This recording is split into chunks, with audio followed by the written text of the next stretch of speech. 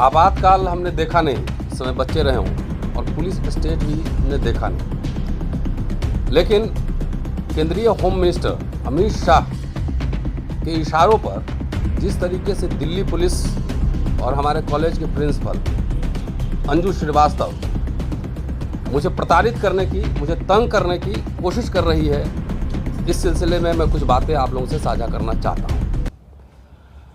और इस अवसर पर ये जरूर कहना चाहता हूँ, तकरीबन आज से 90 साल पहले जब गांधी और अंबेडकर की मुलाकात हुई थी, तब गांधी को अंबेडकर ने कहा था कि Gandhi, I have no homeland. अगर आज इस जगह पे इस समय अंबेडकर होते तो संविधान लगने के बावजूद ये बोलते कि mister Gandhi, we have half homeland. और मैं दावे के साथ कह सकता हूं कि वाकई संविधान लागू है, लेकिन दलितों का जिस तरह से उत्पीड़न, दमन हो रहा है, हाफ होमलैंड है। अभी पूरी जो सिटीजनशिप और पूरे अधिकार मिलना बाकी है। और संदर्भ ये है कि बाबा साहब की 132वीं जयंती मनाने के लिए मुझे लंदन जाना था।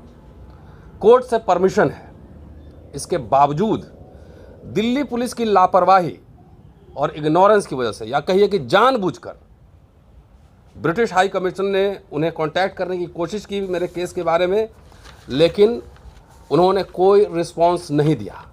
Thanks to British high commission की उन्होंने कम से कम मुझे रीज़न बताया कि आपका वीज़ा क्यों रिजेक्ट किया जा रहा है। नॉर्मली कमीशन रीज़न नहीं बताते हैं और सिर्फ कहते हैं कि आपका वीज़ा रिजेक्ट किया जा रहा है, वीज़ा नहीं मिलेगा।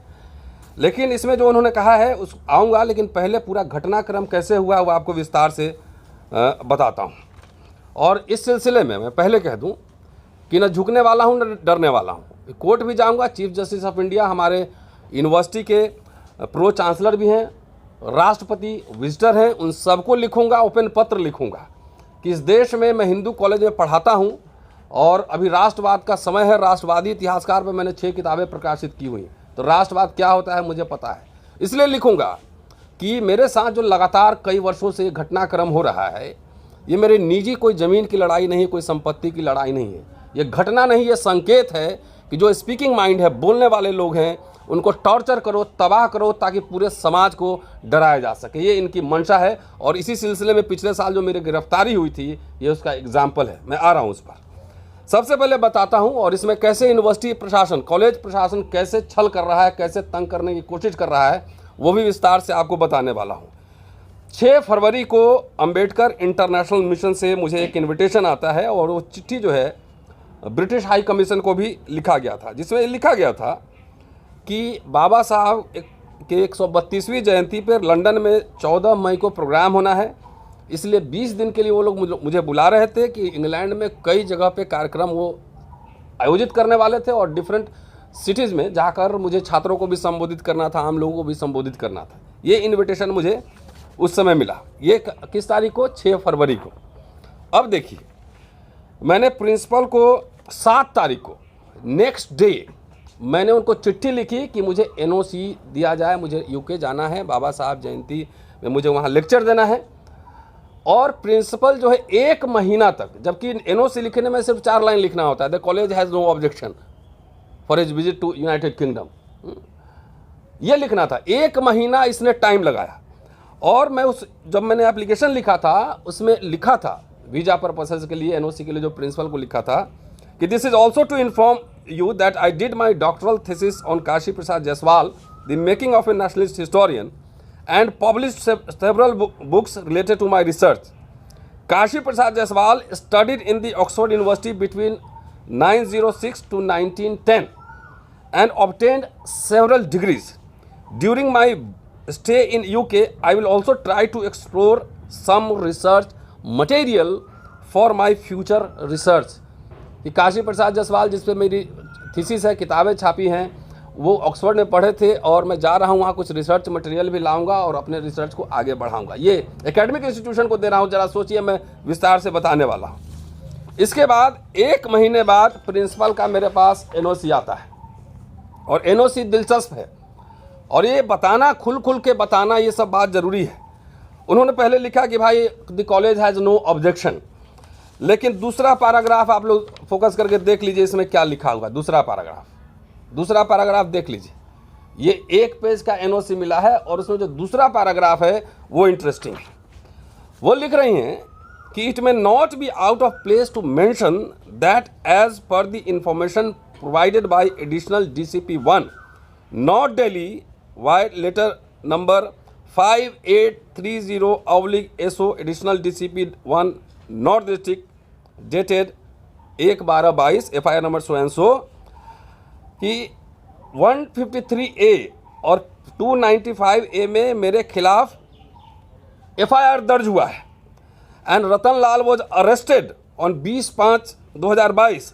There after he was produced before learned MM on same day 20/5/22। ये गलत है, 21/5 को वहाँ पे आए थे।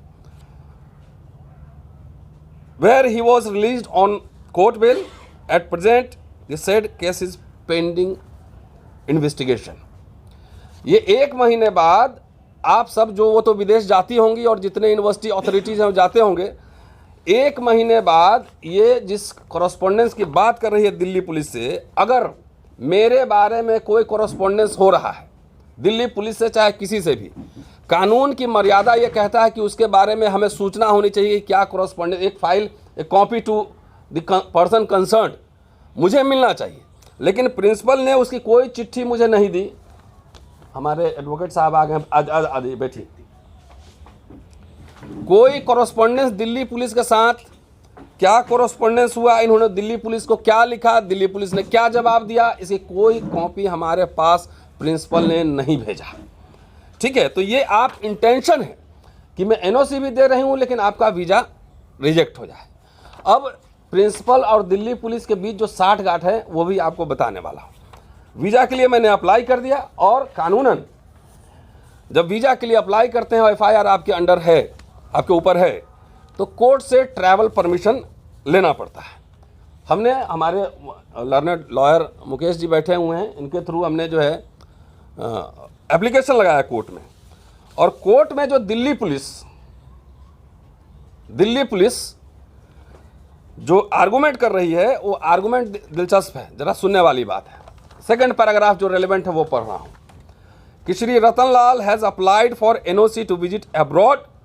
It is pertinent to mention that Shri Ratan Lal is a professor in Hindu College and teaching history in Hindu College from past many years. He is also residing in Hindu college from past many years and has deep root in society. Thus, in view of the above mentioned facts and circumstances, it is submitted that as Sri Ratan Lal is no longer required for investigation. साल भर होने को है FIR, लेकिन आज तक Delhi police ने chargesheet हमारे खिलाफ नहीं पेश किया और कोर्ट में यह कह रहा है दिल्ली पुलिस कि कोई इन्वेस्टिगेशन की ज़रूरत नहीं। मैं हिंदू कॉलेज में पढ़ाता हूँ, हिस्ट्री पढ़ाता हूँ, हिंदू कॉलेज में रहता हूँ, कोई इन्वेस्टिगेशन की ज़रूरत नहीं है। इसके बाद कोर्ट से हमें 29 तारीख को ही परमिशन मिल गया अब्रॉड जाने का। इसमें कुछ कंडीशन था, वो मैं सुना देता हूँ।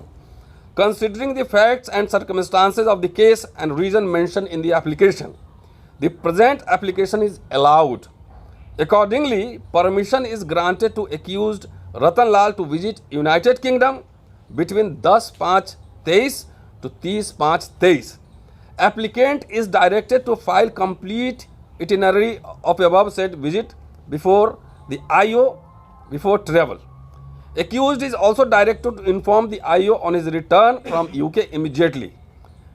Accordingly, the application stand disposed of. मुझे परमिशन कोर्ट से मिल गया कि मुझे कहाँ कहाँ ट्रैवल करना है। ये मुझे IO को, जो हमारा IO है केस में, उसको मुझे देना है। तो मुझे जब वीज़ा मिलता तभी ट्रैवल प्लान बनाता, और ये भी था कि लौट के आएंगे तो IO को आप इन्फॉर्म करेंगे। ये कोर्ट से ऑर्डर था। अब देखिए, अब जो मेन बात है, जो खेल है, इसीलिए मैं आरोप लगा रहा हूँ कि अमित शाह होम मिनिस्टर के इशारे पर जितने सोचने समझने वाले दलित समुदाय के लोग हैं, या आदिवासी समुदाय के लोग हैं, या पिछड़े समुदाय के लोग हैं, उनके ऊपर अथॉरिटीज़ डिफरेंट तरीके से दबाव डालती है, उनको केस करती है, उसको हर तरीके से प्रताड़ित करती है। अब जब मेरे पास वीज़ा ऑफिस से जो लेटर आया, वो लेटर दिलचस्प है। उन्होंने जो रेलेवेंट पोर्शन है वो मैं बताता हूँ कि you have stated that you have been arrested in May 2020 22 होना चाहिए था, लेकिन 2020 लिखा हुआ है, under section 153A/295A IPC for online posting and you were release with in 24 hours.